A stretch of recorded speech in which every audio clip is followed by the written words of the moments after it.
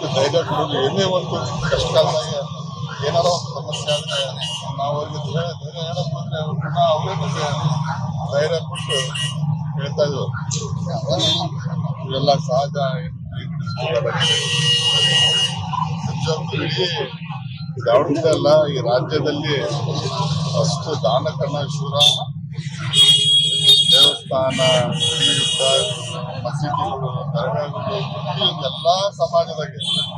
ಎಲ್ಲಾ ಸಮಾಜದ ಜೊತೆಗೆ ಬಹಳ ಹೊಂದಾಣಿಕೆಯಿಂದ ಬಹಳ ಪ್ರೀತಿಯಿಂದ ಅವರು ಸುದ್ದಿ ಕೇಳಿ ಮನಸ್ಸಿಗೆ ಬಹಳ ಬೇಸರಾಗಿದೆ. ದೇವರಿಗೆ ಶಾಂತಿ ಕೊಟ್ಟು ಸರ್ವಗೊಳ್ಳೆ ಅಂತ ನಾವೆಲ್ಲ ಕುಟುಂಬಕ್ಕೂ ಸಹ ದೇವರು ಶಕ್ತಿ ಕೊಳ್ಳೆ ಅಂತ ಹೇಳಿ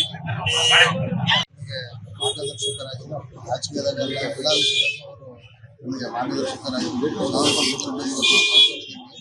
ನಾನು ದಾವಣಗೆರೆ ಜನತೆಗೆ ಕೇಳ್ಕೊಳ್ಳೋದಿಷ್ಟೇ, ಯಾರು ಇದಕ್ಕೆ ಎದುರದಲ್ಲೇ ಅಂತಂದ್ರೆ ಯಾರೂ ಗಲಾಟೆ ಮಾಡದಲ್ಲೇ